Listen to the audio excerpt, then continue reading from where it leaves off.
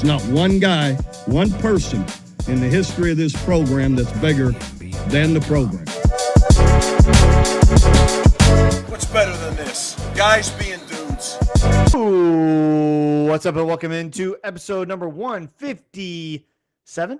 Yes. 157 of the Program Guyz podcast. My name is Mason Prince, joined with you, as always, by Mark Hall, Patrick Kirchberger, Ryan Tyson, Matt Gann. Today is Wednesday, January 8th. Be sure to like and subscribe on our YouTube channel. Find us on all of our social media at Program Guyz with a Z on our Facebook, Twitter, Instagram, TikTok. You can find us on Spotify, Apple Podcasts, Google Podcasts, wherever you get your podcasts. That's where you can find us. Gentlemen, we are here on a Tuesday night talking to the boys. All five of the boys here. Feel like it's been a minute since First all time five all of us year. are here. It has. First time all year.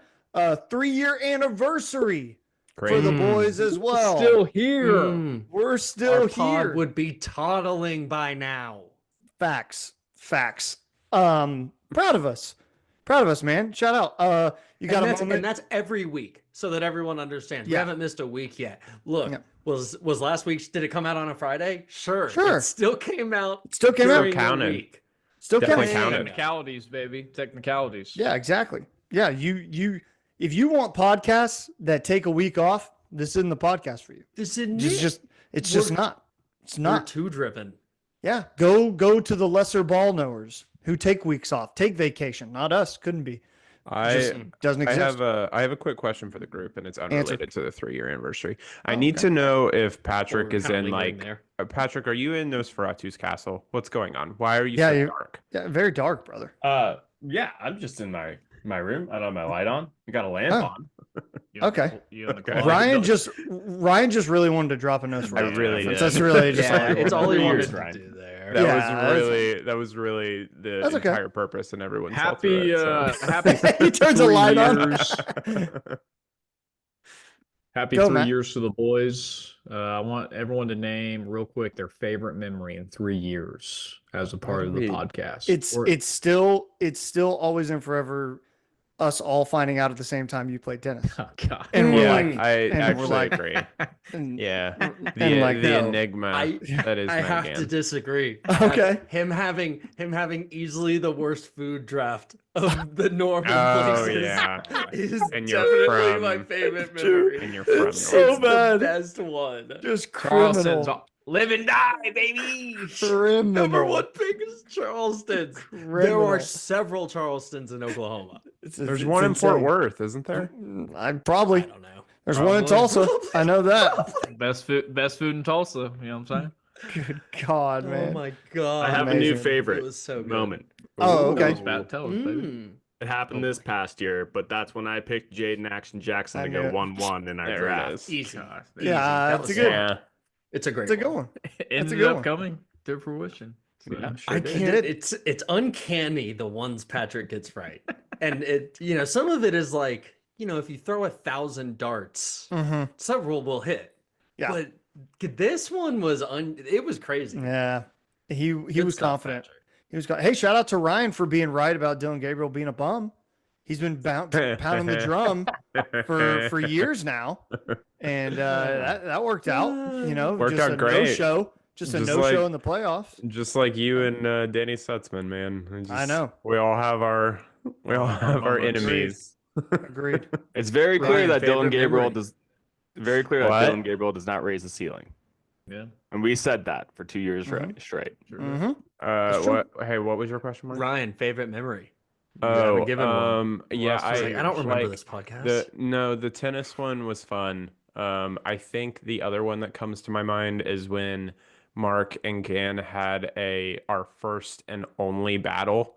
That was the Houston versus the Thunder. Yeah. And we were like, Yes. we're gonna make this a thing. And then it got a little too heated. So we were like, maybe we don't make it a thing. Right. Well, we didn't really have like guidelines. We realized No, we had no during, rules. like this isn't working. We just We had bashed no each other rules. for like a Oh, straight 30 minutes. We had no rules. So yeah, I think that one comes to mind. Patrick And- popping up, like right before the Super Bowl to like make his pick, and like pops up. It was early, like, and pops up wearing Rams gear. Is like perfect. gosh, That's yes. that is just perfect. It's so Mhm. good. Dan So has had several good pop-ups. The Top Oh, Gun yeah. pop-up. No, was Top Gun great. pop I up. forget. Yeah, We it's had a lot of just- fun in the It beginning. was really, really wonderful. So There it we- is. Matt's like, man, look at us back then. back then, I where actually, we were I all actually old. rewatched like one of our first clips, and for some reason I'm wearing a hoodie and a shirt. You can't even see my face, and then people complained they couldn't even see me. So I made pretty big jumps from the first pod, 150 plus episodes down. You know, crazy. Crazy. Let us know The, down below in the comments You if you still got can't pronounce names, but No, you can't. We'll the get Peyton there. Bowen, the Peyton Bowen commitment. That Oh, day was yeah. so much fun, Fun day. and that was like probably our biggest EPC, maybe still to this day. yeah, but yeah. that was fun to jump on and do that. That was the only news Yeah. that I feel like that Maybe, sticks out with me that we BV's, did. maybe BV's announcement as well, but I don't know. Peyton Bones was pretty. That was early. It was just a BV fun was day. early. Yeah. Yeah. Let us know down below in the comments. You've got a favorite moment. We'd love to reminisce with you. 3 years strong for the boys. Gonna keep it going. Keep it going for the boys. Love to see it. Okay. Some news to get to for OU football this week. We have some transfers.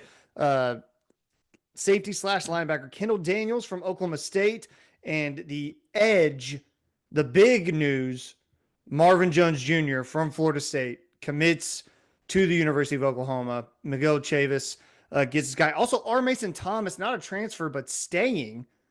Shocking. More big news. Really, the roster additions, kind of what sticks out to you first, Matt?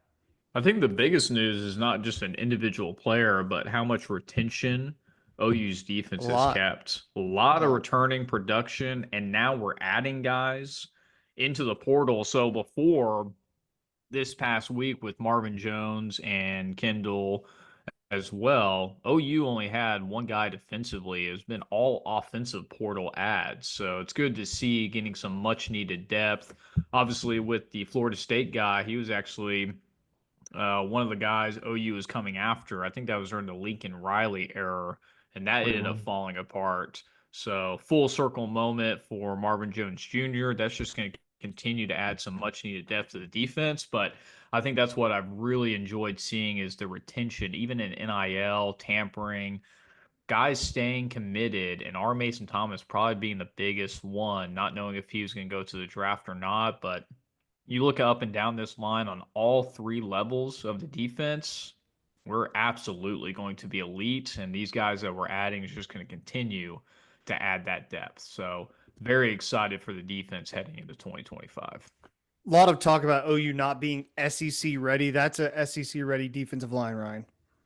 Yeah, I mean 100%. I think I'm going to echo all of Gann's points. The defensive side, I thought we would lose some people. I think that's just the era that we're in with college football nowadays.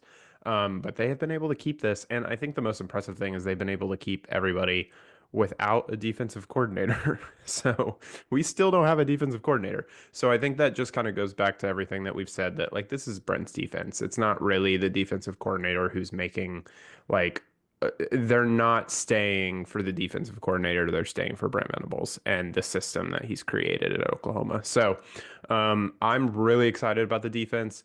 We should have a pretty damn good defense next year. Can the offense be moderately okay? I think that's the big question going into 2025. But yeah, I love to see keeping all these people and bringing in these names. Yeah, Go this is ahead, the Pat. second year in a row now that we have kept vital defensive personnel from not entering the portal or leaving to the NFL draft. So we're definitely doing something right on that side of the ball. You know, you lose Lewis Carter and Deshaun McCullough to the portal. Kendall Daniels comes in from Oklahoma State to potentially fill one of those two roles. And then Marvin Jones Jr. comes in to potentially replace like an Ethan Downs. These are great ads. These are awesome ads. Big schools, big guys, big D. Another Oklahoma State linebacker also rumored to be Big D. interested in Oklahoma as well. Jeff Robertson. Yeah, Roberson. thank you. Go He's ahead, a- Mark. he's Your a little- thoughts. Yeah, he's a little bit smaller. I don't know as much about Roberson, but you can't really, from a physical standpoint, ask for more than what Marvin Jones Jr. is going to bring you from that spot. He's larger than Ethan Downs. He's not like Caden Woolard or anything, but there's a reason he was a 5-star. This guy's got a frame and natural abilities that he ought to be someone who goes and gets drafted highly. And it's cool to see that he's putting his faith in the OU defensive line coaching staff to kind of get him there. The one that I'm more excited about is Kendall Daniels. I think that OU was going to have a good defensive line probably either way. And I think that this adds a lot of depth to sort of what we can do at linebacker or cheetah, depending on where they really see him. But he's a guy who has lined up in the defensive backfield basically his entire career, in addition to moving forward and playing some linebacker. OSU has moved him around. Oklahoma State has moved him around all over the defense. And I think that just having more of a comfort level further back in the defense, in the secondary, playing some zone coverages, manning up with someone, that's going to give us something that we've only really comfortably had with Kendall Dolby at the cheetah position. And when he's gone out, we haven't really had someone be super comfortable there. Desan McCullough didn't really get it down. Samuel Masigo's going to get there. But Kendall Daniels comes in and just offers a different kind of size than Kendall Dolby does. I think it's very exciting ad there. Especially with Kendall Dolby coming back as well. Exactly. And that's huge. I wanted to touch on what Ryan mentioned because Matt mentioned it kind of in our group Twitter thread. Basically just saying that OU's defense is going to be great. They're going to be a really, really great unit. All the offense has to do is literally be adequate. And it's crazy, once again, that we're at this point for all the historic offenses that OU's had and that we've seen, especially in recent times, to just want an adequate offense. We don't need you to go be world beaters. Like, just be an offense that can score 25 plus points a game. And that's all you need. That's all you need. And I hope Arbuckle and Mateer are up for the challenge because it's going to be all on them. Truly, it is. It has to be. I'm pretty high on it. I think that the talent's going to be there in a way that it wasn't necessarily last season. And especially the offensive line. Guys are going to be built up, and you're not, hopefully, knock on wood, not going to have the same kind of injuries that you faced this past season. The receiver spot, can you injure the top 6 receivers 2 years in a row? Can that possibly happen? If it does, man, we're cooked. If it does, we're cooked. If it does, there's something systemically wrong with what's going on in the conditioning. If this is not like a one-off. Right. But I think they've done enough, man, where all you need is for 1 or 2 of these receivers to hit, and you got to find a tight end. Mm-hmm. And you're in good position. Yeah, just find a tight end to block. Yeah.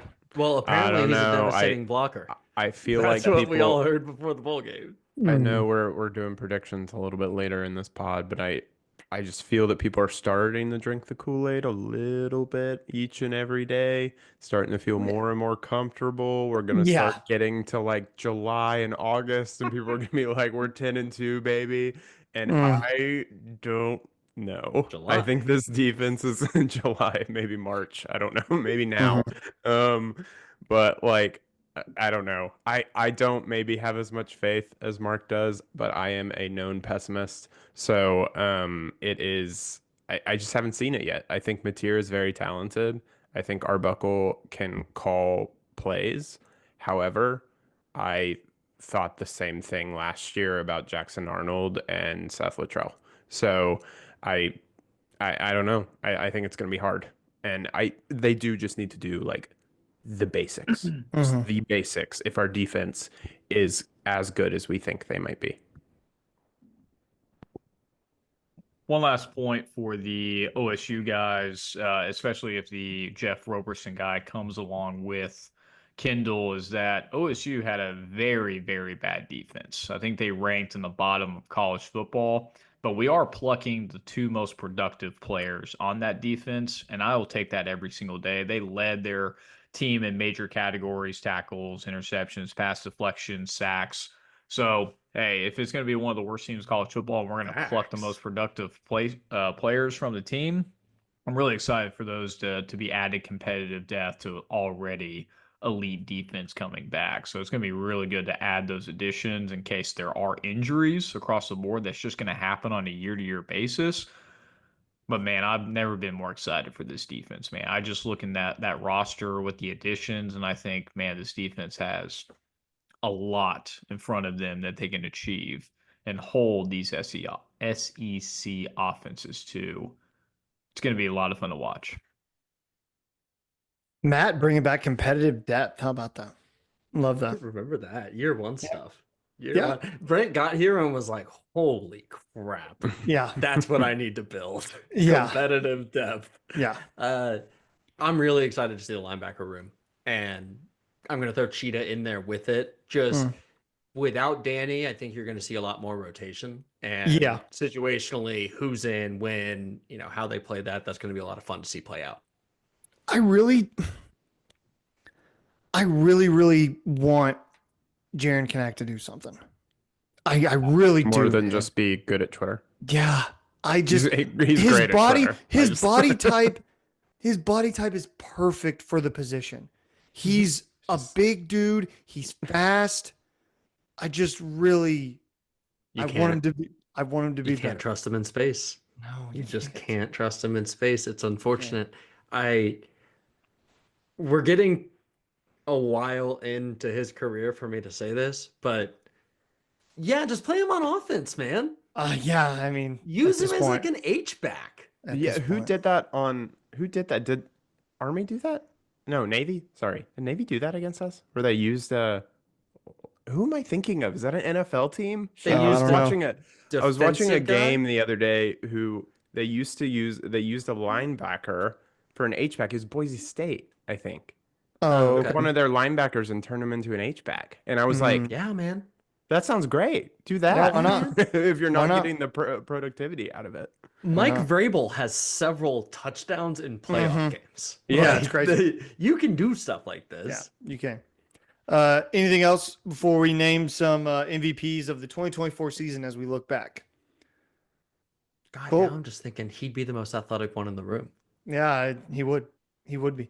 He'd Patrick, do it. you got an MVP of the 2024 season. We'll start with you. Yeah, I'm going to go with Michael Hawkins on this one. I think he came in with a really positive attitude and helped lift up the team in need. He did more than I feel he was expected to do. He was put in a really bad, tough situation, stayed positive, did the best he could, put his body on the line multiple times, protected the ball very well until we told him to unleash the ball a bit more, but protected the ball very well. All-out gamer. I think the fans are really behind him after this season. Like, he's kind of like our beloved quarterback, even though he won't start next year, maybe the next year after that. He's gained a great reputation, and he's my MVP of the year. Love it. I know other people are going to pick him, so I'm just going to say it, Danny, and I'll let other people jump on that if they want to. You picking Danny? I am. I don't think we should I've be already- able to. I've already said. I think I don't already think we backtracked. should be able to pick Danny because, like, Right. I Well- personally think it's pretty obvious that it's Danny. Or You guys can definitely not- disagree, but I'm just saying, like, now Mason has to give the speech about Danny, and then I can be like, "Oh, it's Danny, but here's my guy." okay, all right, go So ahead, we all Mace. give a speech. Oh, you want me to give a speech? Okay. I mean, Yeah. Danny was the unquestioned leader of the team. He led the team in tackles. He should have won any linebacker award there was. I don't care what you want to say. If you were watching ball, that's the best linebacker in the country. I don't know what ball you're watching. Like that's the best linebacker. And the NFL draft is going to prove that, I think. I think he's going to be a very high draft pick in terms of like linebacker standards. I'm looking forward to seeing him. He's a dude who battled through injury. He was banged up all year. Put that freaking neck brace on, constantly wearing the robotic arm, keeping his elbow or arm in place or whatever. I think he had a shoulder brace at one point. Like, the dude battled. battled, could have quit and didn't, and knew he didn't want to quit. We're playing Navy in a bowl game. He's trying to get drafted. He's on the sideline jumping up and down with his teammates, not playing, trying to encourage them. Like that's the guy that the culture Brent is selling. That's what he's selling. So you can look at a guy like Danny, who Brent didn't recruit, but was here when he got here, and molded him into what he is today. That's the one thing you can like grip on for Brent Venables to say, like, look, man, you took a dude, and I said it, and I will stick by it. He was not a good linebacker. He was not.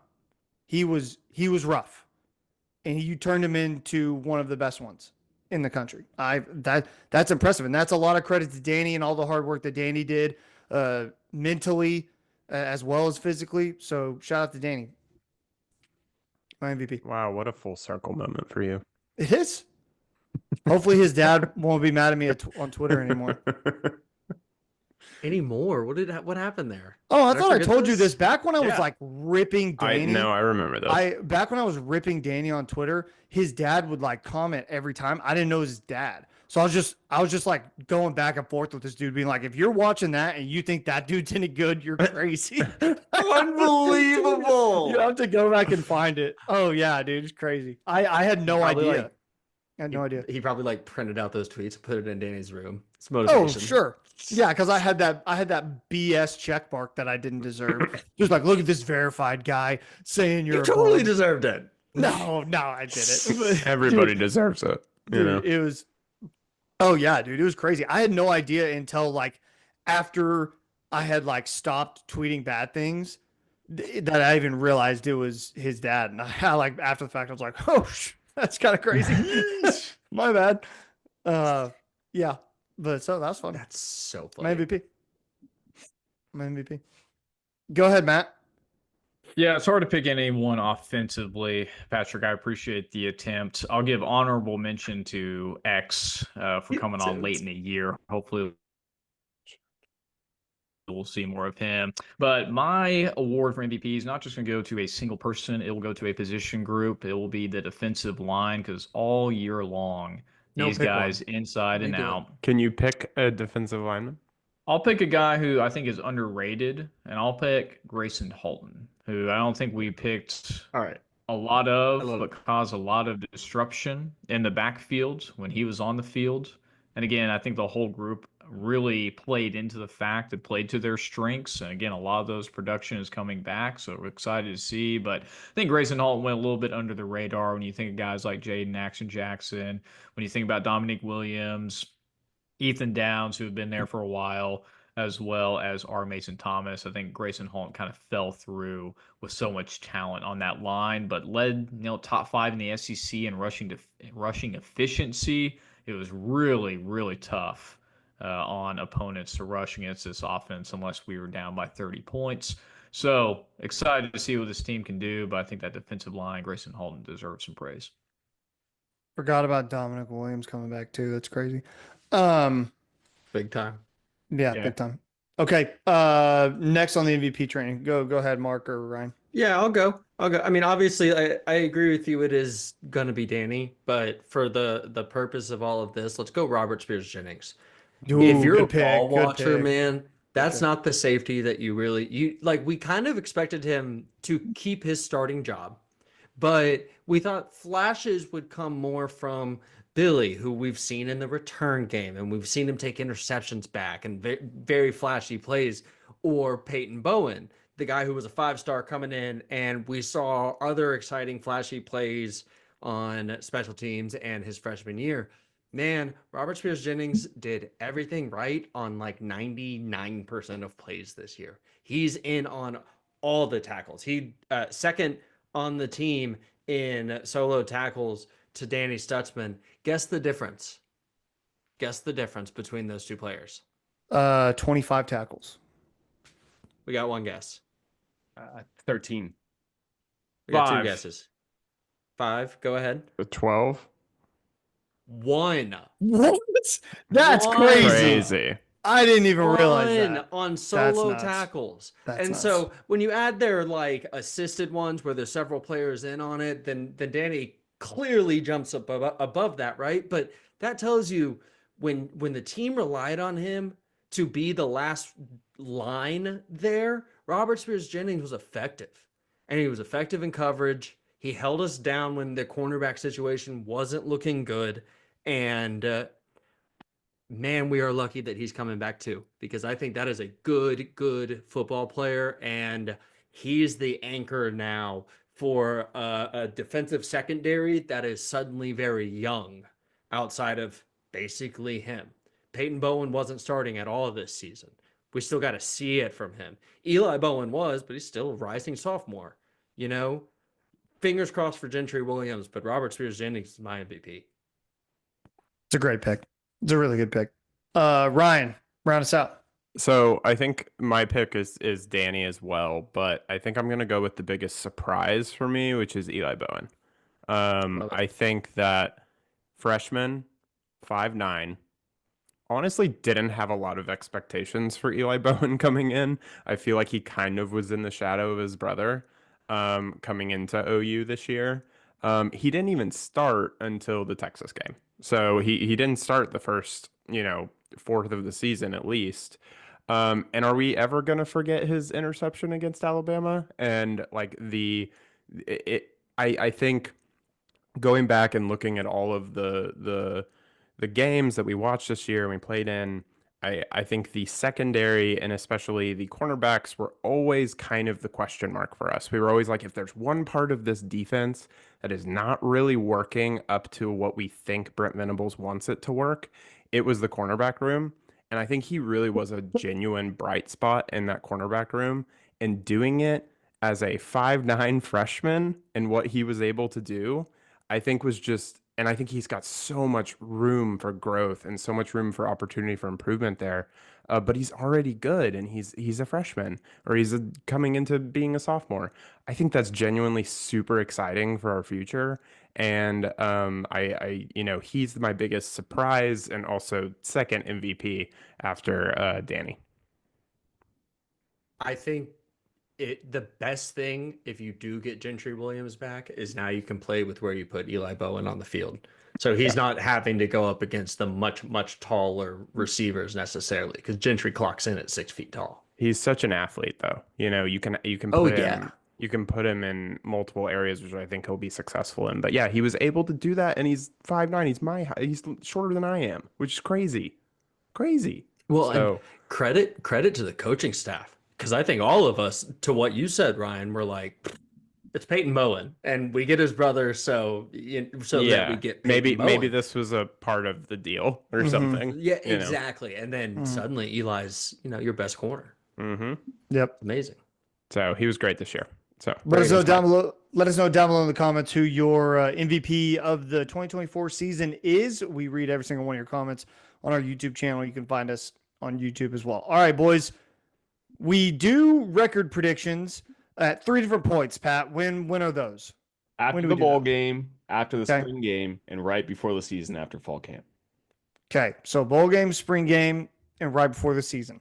So this is one of our 3 times we're going to give you our record predictions, and we update these, like we talk it out and we figure it out at each of those 3 points and figure it out. But your regular season 2025 record prediction for the Oklahoma Sooners. Would anyone like to go first? If you're going to give me losses, I want you to tell me what losses they are and where they are. I will go first. Yes. Get me out of the way. Okay. Ryan's going to say 2 and 10. No, I'm not. Okay. I had the schedule up and then it decided it didn't want to work for me. Okay, here it is. Okay. So I am going to go 7-5. Okay. And what that means is most likely Brent Venables will not be our head coach after next year. I told you guys earlier, everyone already knows this. I'm the pessimist.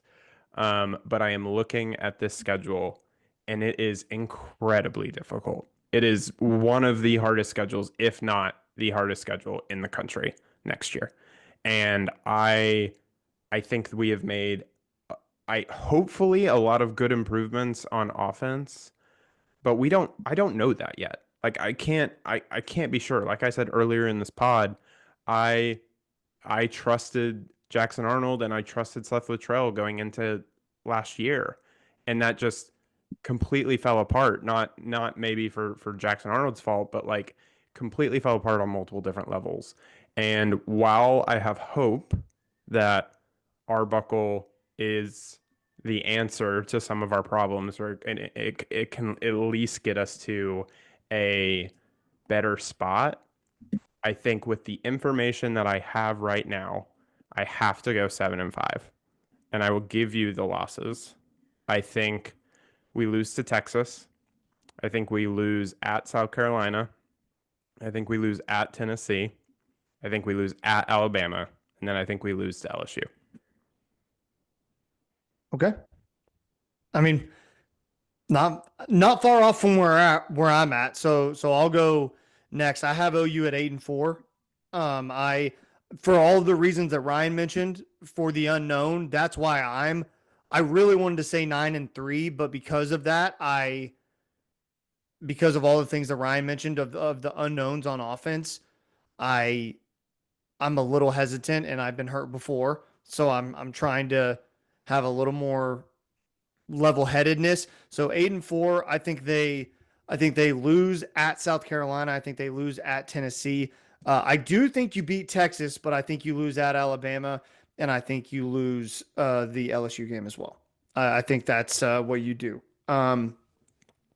Now, does that mean that I'm not nervous for other games? No, of course not. But I mean, we play Michigan this year, so I'm just like, yeah, who the hell knows? And yeah, who does know? That's a very good point. But I think the defense once again is going to be great enough to keep you in games that you like. OU had no business being in that game against Missouri, right? The fact that they like choked it away was infuriating. I get it. It was infuriating for everybody. But they really had, in terms of a football perspective, they had no business being in that game. And they were until the very end, and they choked it away. And we all remember what happened. I think you're going to be in a lot of situations like that again. And if the offense can just, not suck and just be adequate, that's gonna flip flop some games. Really is. I think Kalen DeBoer is going to turn around at Alabama and figure it out. I just don't think next year is going to be a fun time to play Alabama. I just don't. Second year in the system, they're a scary team. I think LSU is going to be really good next year. Yeah, and LSU as well. So yeah, and also I'm glad glad you're getting Michigan before that young quarterback is older and wiser. We have to go to Michigan next year? I know, and I'll get to that point I'll get there when I get there. Okay. I'm worried about 2025 right now. But yeah, that's my record. We'll see what Coach Kiffin thinks of that game in 26 anyway. For real. All right. I'll go next. I got us 9-3. Basically the same thing as everything y'all said, except you're just a bit more optimistic about the offense than like we are. No. I think we beat the Volunteers. So I think we go 9-3 because we walk into Knoxville and take a little bit of revenge against Josh Heupel and the Volunteers. Otherwise, I've got the same losses that you guys do. I think that we beat Texas. I think we start the season on a freaking 6-game win streak, and then you hit the real meat of your SEC schedule, and that's kind of the thing, right? Another game that I think we're all just passing over is the Auburn game.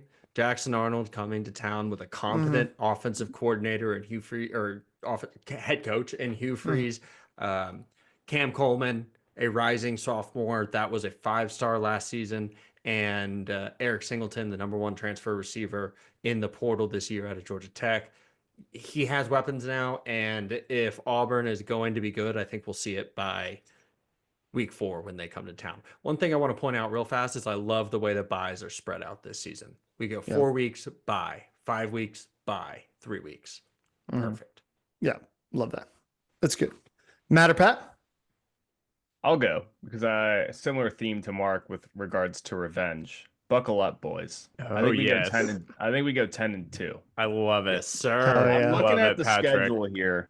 I think we lose to Michigan, and then I think Ooh. Say it. Alabama gets Oh. revenge. Okay. Really? Yeah. I think Oh, we I don't get- think Michigan's going to be great next year. That's okay. I think we This get is punched in awesome. the mouth. I think we get punched in the mouth and we have to figure some things out. And then that's why we don't lose to Auburn. That's why we go into Texas. That's a 50-50 shot. I think we get our revenge game against Ole Miss, Missouri, and South Carolina. I want you to know, folks at home, This is for hard. those keeping score at home, and I'm sorry to interrupt you, Pat. The 10-2 that Pat's laying out, get you to an SEC championship game. It's true. A one-loss SEC Oklahoma, you're in the Has SEC to. championship game. Has Oh, to. 100%. You are. And then you've saved everyone's jobs. And that's to my next point. You're 9-2 going into the last week against LSU at home. You don't lose that game. Come on. Love that. LSU See, LSU is going to be so good. I love that. I'm really Nah, have a let feeling let that Pat they're gonna be cook. really Let him good. cook. Let Let them him cook. cook. Let them cook. No, I agree they're going to be very good, but I don't think if we really are 9-2 at that point in the season, I don't think we lose that game with this defense at home. Hell yeah. I With love our- this. with- We just with 11 games completely into the season. we With- completely stuffed Nick Anderson. Oh, dude. Welcome to the Gentry Williams Penitentiary. That's what it is. Dude, just tackle him on the first play. Yeah. Like, don't even worry about it. There's no football play happening. Yeah. He's going to be hurt. 15 yards. Patrick. He's gonna be. Patrick. Hey, I like Hey, it. I love we it. love Totally the different. optimism, man. Totally different. I love that. The Michigan loss threw me for a loop. I'm not gonna lie, but They just you beat brought it Alabama. home. You brought it home. Yeah. They just beat Alabama in bowl game. Bowl game is Okay. I just mean, because and the sky falls for Oklahoma every Yeah. time we lose a bowl game. Did Bowl Jalen- games, every Don't bowl matter. game matters. Jalen Milroe is going to the draft, right? He's Yes. draft Yes. round. Yes. Okay. Yeah. That's what I thought. Yes. They announced. Mhm. All right. Yeah, Go ahead, he's- Matt. He's gonna get Okay. drafted highly, man. Oh, They- man. Dave, That was perfect timing. Mr. Norman, #1 Charleston's, land of the free. I'm going to look at this schedule and I'm going to say, Mark, you brought up a good point. The buys are in a lot better place than they were last year. I think OU gets off to a good start. They start 5-0. I think, Mason, to your point, we catch Michigan off guard with their new quarterback coming in. It's early in the season. People are trying to still figure things out. I think we lose to Texas. Think they just have our number Oh. right now. Steve Sarkisian has his guys. I think that's our first loss. I actually think we have back-to-back losses, Texas and South Carolina. I think we're going to be dragging. So that's 2. I think we get big wins, Ole Miss, Tennessee. We have the bye. Still think we lose to Alabama, beat Missouri, and lose to LSU at home. So I'm going to say 8-4 for the year, and BV still keeps his job. I think he because keeps it looks his- much I think he I think keeps he his keeps job it. at 8-4. At 8-4, I think you keep it. I think you 7-5, do. I think Closer they're to the gone. ball. 7-5, you're gone. I think 8-4, depending on how the 8-4 looks, you're probably Yeah, still. if they're close still intact. games, which I think we're going Yeah. to be competitive in every Yeah. single one of these. Oh, Matt. I think he keeps his job. Yeah, I think you're. Go Man, ahead. 7-2 coming out of the last bye week, and you drop Alabama, win Missouri, drop LSU at home. Depending on how that LSU game goes, Mhm. The problem We're is looking at OU something. always gives. Dan, OU always so- gives a stinker at home every year, and I'm just looking at the team. I'm thinking LSU is probably going to be that team at the end of the year. Probably also playing for something. To Patrick's point, we might be playing for something too, but LSU has a lot of firepower and a lot of guys coming, so it's going to be a tough game. So I have a related question to the schedule, and I know they're going to start changing the schedule after this year. I know this was like a two-year thing. Do you think them putting LSU at the last game of the season both years for us means they're trying to start kind of like that to be the rivalry because they're putting it on rivalry week? Or do we Maybe. think that's going to switch to another team? According to what they it's say, gonna it's supposed to switch, but Yeah, I It'll don't. switch next season. Yeah, but I don't. I get your point. But like Texas and I A&M don't are know. going to stay on that weekend. Yeah, they and have they'll probably to. be staying every single year, They have right? to. Yeah. So See, that's Which- my thing. I don't think Texas can keep OU and A&M every year. I guess they could, but I feel like that defeats for the the ratings, they're Mhm. SEC for sure is going to keep them. I would just say, like, I think the Cotton Bowl, and I know, like, in reality, it's always going to be that week in September, or October, whatever it is. But I think OU Texas should be the last game. I love It's how never you're gonna not be. beholden to any kind of tradition. Yeah. Like in college football. Like, Not get at all. rid of Anything at get rid of all the Cotton is- Bowl. is just Not at all. like Put it in throw Jerry's you know, world. Oh, we can get rid of it. A&M's not going to agree to that. They don't want to play Texas every year. Well, no, they I don't. mean- But they may not have a choice. Well, I think that gets rotated. I don't know. I might be wrong, but I think that. I just think once we get past this like 2 year and then the next 2 years so that everyone has played everyone, Yeah. I think they're going to implement some sort of pod system and you will see Mhm. Oklahoma, Texas, and Texas A&M in the same pod in some whatever capacity they make that. Probably Yeah. Missouri. Yeah, really Yeah. good point, Mark. I have another point before you. we start talking about while we're talking about the record. There's no way Brent Venables can get fired in the season because there's not a coordinator that can be a head coach taking over for him. It can't be Ben Arbuckle necessarily. We don't have a defensive coordinator, and if it is an internal hire, there's no way they promote that guy to head coach. So I don't see an in-season firing, no matter how bad it gets. Like, what do you right? See, I don't know. here's the- It here's the depends on how problem you bad run it with is. that. Well, who Is- comes in? Who comes in? Bob It's- Stoops? You call It's- Bob again? Nope. No. No, I hope not, It's a- man. it's an But interim. interim. It's an interim from within somewhere. I don't know who it's going to be. Don't make me tell you. But the problem is you can't ride a sinking ship all year for recruiting purposes. These kids are not going to continue believing Brent Venables if he has 2 wins 8 weeks into the season. Yeah. You know, if it really just falls apart, you have to go ahead and do that and start with your search so that you can hit Yeah. the ground running with the next guy quickly. I'm making you tell me who is it. I'd probably been It's Arbuckle. probably have honestly. been Arbuckle At because this he's moment- the only one that you would hire to be your head coach from within at that point too. Unless they promote somebody internally to the DC job or they bring somebody into the DC job that they feel has more synergy with like the group of guys, Which one? like which I don't think is going to Miguel, happen. So baby. No. I don't think it's going to be Miguel. All right. Let's move on here. We'll go to our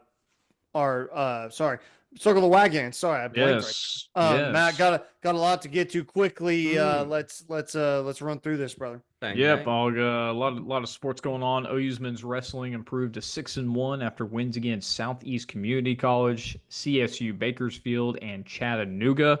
They will compete against West Virginia this weekend. Women's gym opened up this past weekend in the American Gold's Women Collegiate Gymnastics Classic against Auburn, BYU, and Nebraska, finishing first with a score of 197.55. I think they won by a little over 1.5 points, which is a pretty big difference in gymnastics. They're actually going to compete in the Sprouts Farmers Market Collegiate Quad against the defending national champs, LSU, while also competing against California and Utah. That will be in Oklahoma City this weekend. So if you're in Norman, want to go see the ladies play, the defending champs in gymnastics, head on up to Oklahoma City. That is going to be a good one. Men's gym, they will open their season opener against Air Force on January 12th. Talking about some basketball news, let's talk about OU men's basketball, who are 13-1, but lost their home opener in a very bad fashion to Alabama, losing 107-79. The Sooners were out-rebounded 46-24. This was the main point that Moser pointed out in his presser, was couldn't stop talking about the rebounding, which obviously played a huge impact. Alabama also had 20 assists to 10 assists, and Bama is going to be a top contender in the men's national championship. If you watch any of that game, they have a lot of depth and a lot of ways to score while playing really good defense. So OU got a real good taste of what the SEC competition is going to be like.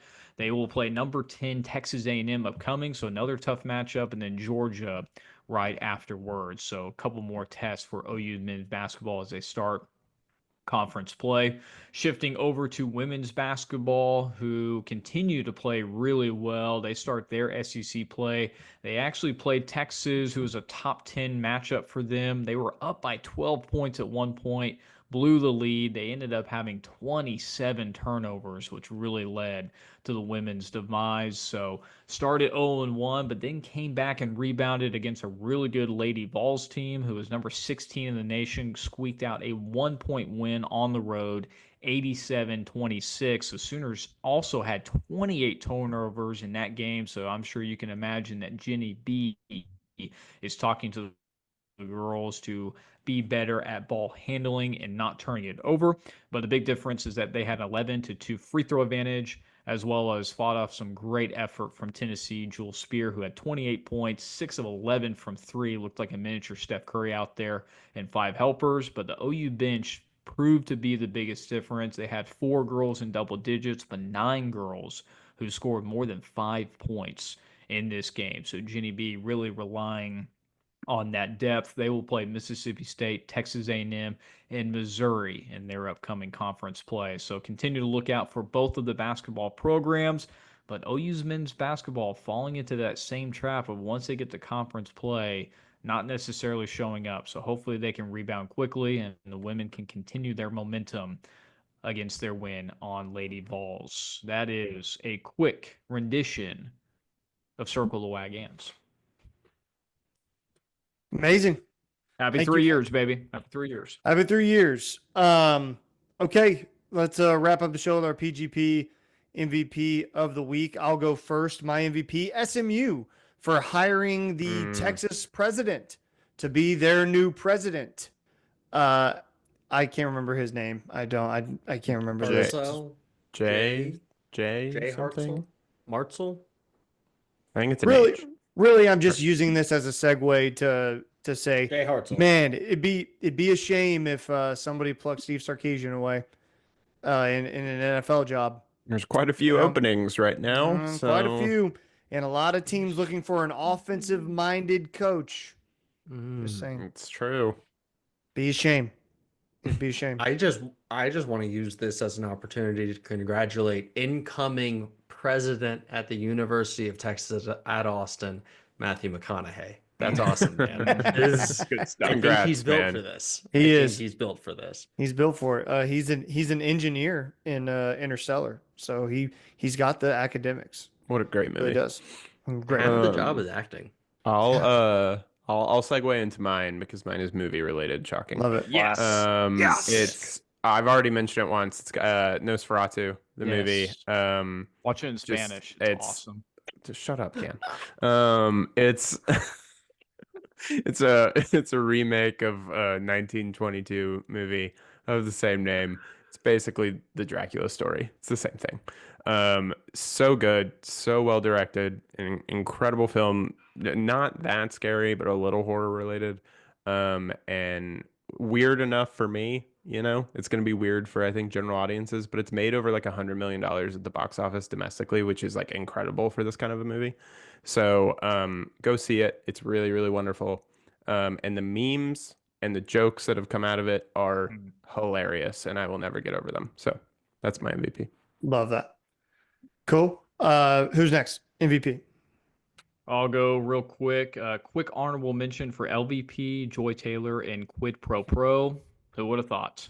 Who would have thought? Oh my God. Dude, absolutely though, right? Yeah, absolutely. Right. Yeah. If you haven't seen that story, please go on Twitter. It is, speaking of memes and everything else, that stuff is crazy. MVP goes to the Oklahoma City Thunder, who are on currently their Thought he was going to longest say winning MVP, streak Emmanuel in- Acho.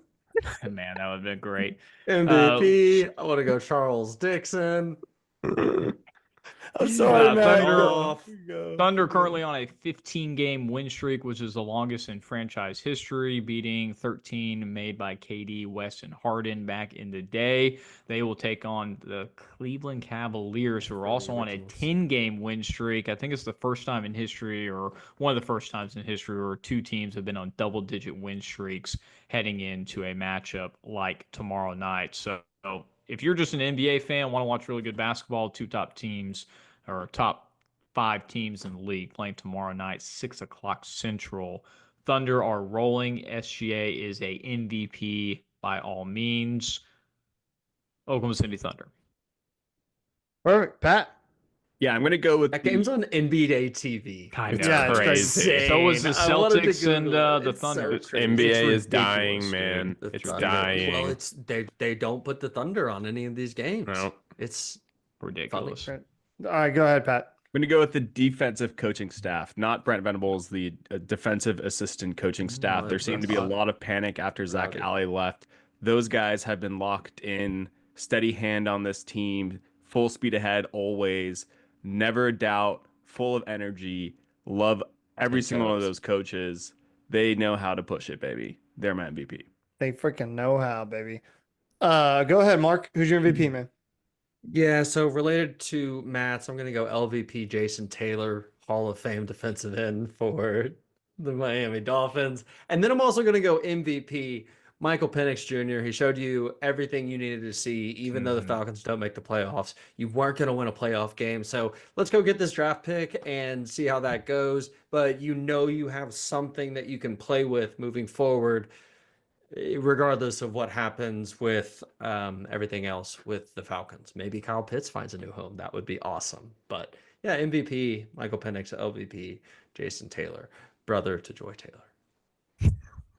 That's going to do it. Episode 157 in the books. Thanks for hanging out with us for 3 years. Been awesome. 3 if you've years. been here. Trey Sign, That's going to do it. Be sure to like, subscribe to our YouTube channel. Find us on all of our social media at Program Guyz with a Z. You can find us on Spotify, Apple Podcasts, Google Podcasts, wherever you get your podcasts as well. We will see you next week. Pat, that's going to do it. Take us out, man. Keep pushing it, baby. 3, 2, 1. There's not one guy, one person in the history of this program that's bigger than the program. What's better than this? Guys being